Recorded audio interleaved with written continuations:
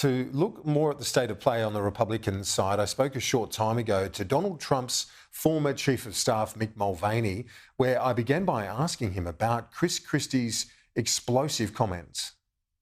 I actually had a chance to meet with Chris Christie for about an hour and a half on Friday of last week, and he made it very clear to me in no uncertain terms that this is exactly what he planned on doing. He plans on fighting with Donald Trump. There's a saying in politics in the United States that generally you don't like to get down in the mud with pigs because they like it, and all that happens to you is you get dirty. But I sort of get the impression that Chris Christie likes being in that mud just as much as Donald Trump was.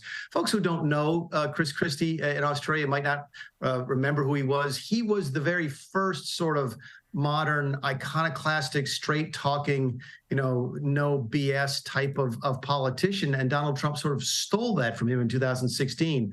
He wants it back, and he intends, I think, to fight every single chance that he gets with Donald Trump. I don't think that Chris Christie can win, but he might take Donald Trump down a notch or two so that somebody else does. Yeah, and we've seen surprises happen before, haven't we, Mick? Although he's an outside chance at the moment, according to the polls, who knows if this can shift the dial for him. And we've seen, as I said, upsets before in presidential primary races. Yeah, I don't think there's anybody in this country who doesn't think right now that Donald Trump is still the prohibitive favorite in the race, and he absolutely is. What Chris Christie's entrance into the race does is injects a new dynamic. Mike Pence was never going to attack Donald Trump like this. Tim Scott was never going to do this. Nikki Haley was not going to do this. Ron DeSantis might try, but it doesn't come naturally to him.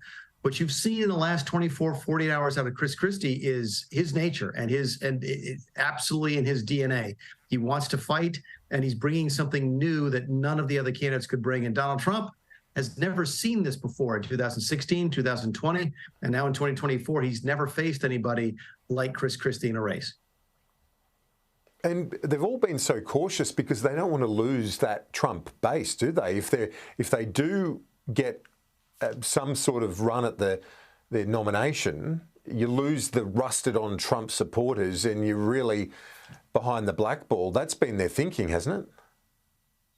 Yeah, that's a great point, and I think there's a different sort of attitude here. I think that Ron DeSantis wants to win, Mike Pence wants to win, Tim Scott wants to win.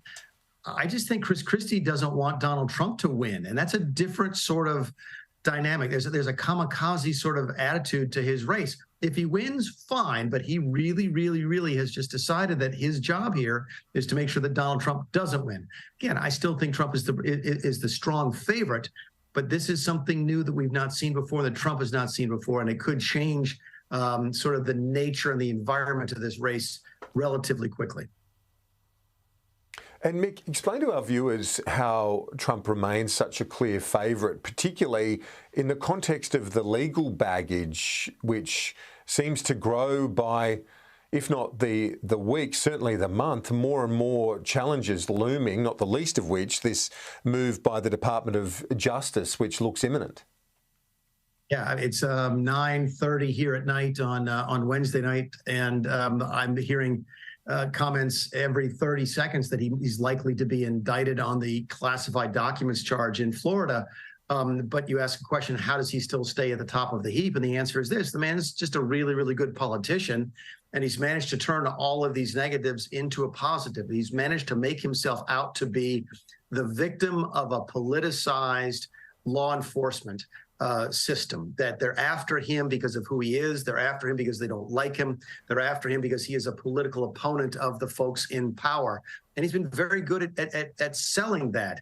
Honestly, I'm not really sure how he's gotten over January 6th. That's when he lost me. That's when I quit the administration and became a Trump critic. But he did. So he's just a very, very good politician, and he's had 9 lives, and he might have more than that. But again, come back to the Chris Christie thing. Chris Christie is different. Donald Trump knows how to deal with Jeb Bush and Mike Pence and Nikki Haley. He knows how to deal with criminal charges and civil charges. He doesn't know how to deal with Chris Christie yet.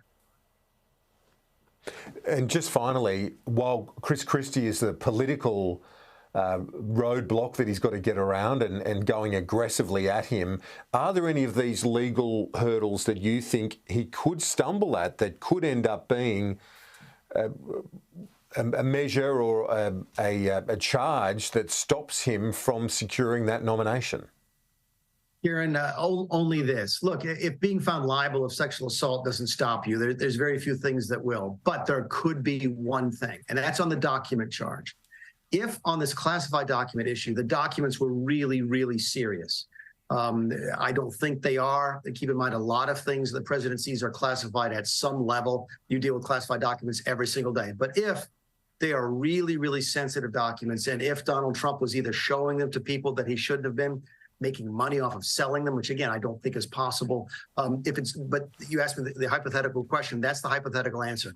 If the charge exposes that Donald Trump took really, really serious documents and either gave them to America's enemies or sold them to America's sort of challengers, that could be the type of thing that could have an impact that the other criminal charges have had. Failing that, I think he'll treat this just the same as all the other charges, and he'll use them to his political advantage. Former Chief of Staff to Donald Trump, Mick Mulvaney, very much appreciate your time and your analysis. Thanks.